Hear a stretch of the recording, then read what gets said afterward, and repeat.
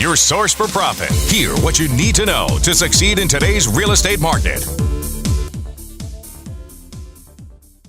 That I was in.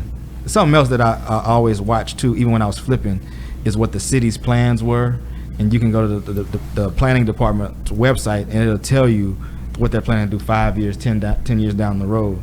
And that's a lot of the game that we don't pay attention to. And he's exactly right. And that doesn't matter. That's color agnostic. Black, white, doesn't matter. Unless you're in the game and you know what to look for, you don't know what's coming. You don't know what a city has lined up for the next 4 or 5 years. But it's all free. Just spend a day down in City Hall and look at the planning and zoning department. Find out what their 5-year plan is. A lot of them will post it online. So, you may step into a deal that nobody has really checked that you're talking to. So if you know that Walmart is looking to open up down the street, then pretty much you know that the houses that don't know about it, you might be able to overbid somebody because of what the value of that property is going to be. It's just being smart. But the other groups pay attention to that. Where can you find that information at? Usually you can just Google it, like planning and development department or urban planning for whatever city you're in, and it'll pull up on their website. It's usually a .gov type website, and it'll have all their information. A lot of it's talked about at city council meetings, so you can look up city council meeting minutes, and it'll tell you about anything big, any developer that's proposing to do something in a certain area. All that has to be publicly announced. So, but what I noticed about Houston was that everything was going counterclockwise around downtown, and the Fifth Ward neighborhood that I was buying in was the last quadrant. So see what he did there? He knew where the development was happening currently and where it was headed. He said it was moving counterclockwise, and eventually it was going to come around to the area that he already owned. So he was sitting on a gold mine.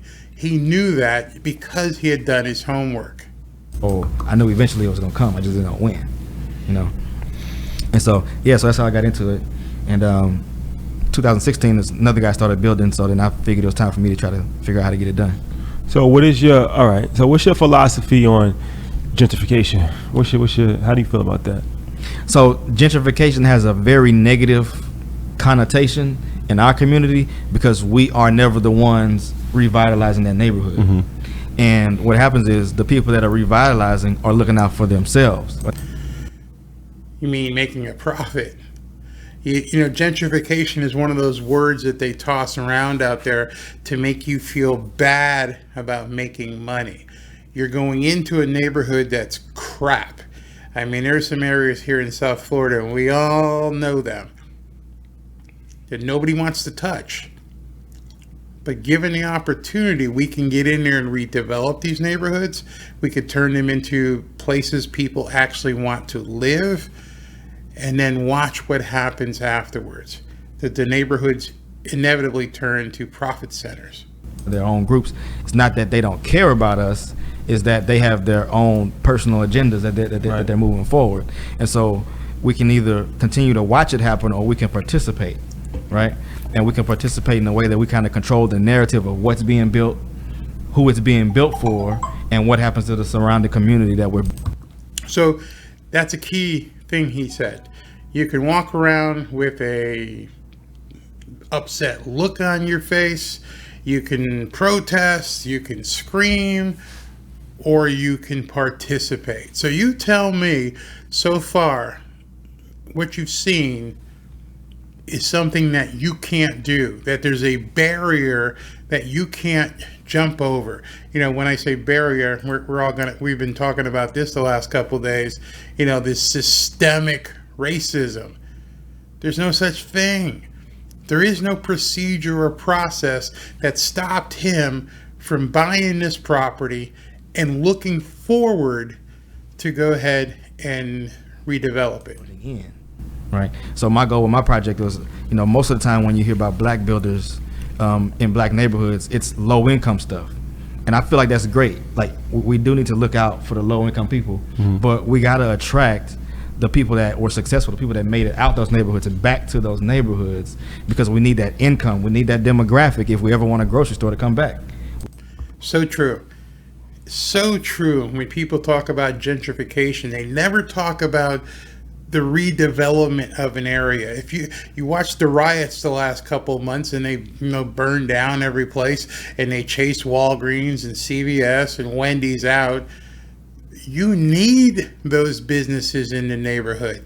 Those businesses are employers. Those employers then have management and people on their way up in life who can afford the developments that we are using and placing into these neighborhoods. We can't sit and depend on the government to do that. Mm-hmm. And right now what happens is the people that are successful, they go and buy houses in the suburbs, right? It's not because they don't want to move back, it's because they have no options. Mm-hmm. So my focus was, well, let me start building some market rate stuff, not low income housing stuff, but try to attract these working professionals back to the neighborhoods with market rate. Learn that term. Market rate isn't necessarily affordable housing. You can allocate a certain percentage of your development for affordable housing, and you can vet and screen the people to make sure you've got the right people to make that mix happen. But you need people who would prefer to live in the city or the opportunity zone, wherever it is, than move out to the suburbs. In the opportunity zone that I'm looking at here in Delray Beach, we're talking about a area of Delray Beach that's less than 10 minutes from the beach. Building in there is going to attract city dwellers. TikTok, you people from New York, talking to you. High quality product that they're going to pay the same price they're paying in the suburbs, and in the city your value is going to appreciate a whole lot more, especially when that neighborhood starts to revitalize. And that's kind of what you've done with the land that you bought in 2013, right? Which is the most recent development that you worked on. It's a 14. Is it 14? Yeah, 14 units. 14 unit 14 individual townhouses. Yeah. Yeah, you want to talk about that? How that came about? Yeah, so this is the same property that I bought with the grocery store and everything. Okay. So in 2016, I decided to just tear everything down. When I saw there was another developer that was building houses deep in the neighborhood, and he was selling them for $250 before they were complete. He wasn't even listing them on MLS. So Pre-sales, baby. Man, that was fun back in the 2009, 2008 period when we were doing condo conversions. And I just remember back then the fax machine running basically 24/7. We were getting offers on condo conversions left and right. Man, was that the day when I could go to my money people and say, I've got this thing is sold out. Here are 5 contracts. Here are 10 contracts for $250, $300. This person's 10% down. We're sold out before we even put a shovel in the ground. Before we even graded the land, we were already sold out. I'm like, so that tells me that there's a mindset. There's enough people out there that are willing to save $100,000 because everything else inside the city loop, was like inside 610 loop, was $350 or more. So, but people would rather save that money and live in a neighborhood that was still pretty rough. So I was like, well, if he can do this deep in the neighborhood, I'm right on the feeder to the highway. I got a view of downtown. I should be able to do something with my property too. And so that's when I decided I'm gonna move forward with this initiative to try to build. So he's talking about people who prefer to live in the inner city. Now this opportunity zone here in Delray, like I said, is like 10, 15 minutes to the beach, but it's a stone's throw from Atlantic Avenue. So all the upward yuppies that want to, they go to work, they're working at the ad agency, they're working, in marketing or retail, and they've got good jobs, but they prefer to be able to just walk to a cafe, to do some shopping locally, just basically ride the bike to the beach. They don't need to live way out west, and so they pay a premium to live where they're comfortable. These townhouses, and it took a lot of work. It took me building the right team because I had no idea what I was doing. It goes back to what you were talking about earlier with the consultant.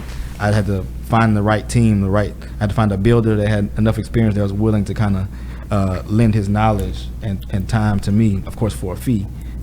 Had to pay him to be my consultant, basically teach me how to do the first project. What he said there is probably the most important part of his video, and some people won't even get it. It doesn't cost you anything to get out there and put together a team. You're going to need a team. You're going to need contractors. You're going to need realtors. You're going to need engineers. You're going to need architects. You are going to need to put together this team. Get out there, begin interviewing people, and seeing who it is that you can work with. Find a realtor that's going to help you. That doesn't cost you anything. So you put together your funding and your team before you begin getting involved in all of this. Your source for profit. Hear what you need to know to succeed in today's real estate market.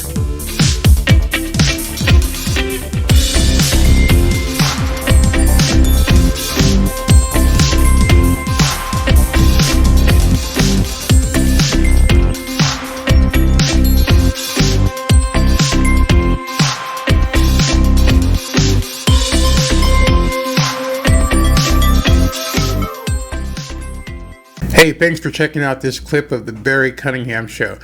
Every weekday, Monday through Friday, I talk about real estate and the trends and news that affect real estate and making money in real estate. So if you want to see us live, just go ahead and click the subscribe button below, or just click the link below, which is going to be a link to the archives of all of our live shows. And then we'll go ahead and cut these up and get them out there so you can see the clips of the various shows. But in any event, I'm glad you're watching. Please continue to watch and have a great day. Get out there and make some money. And we'll see you on the next episode.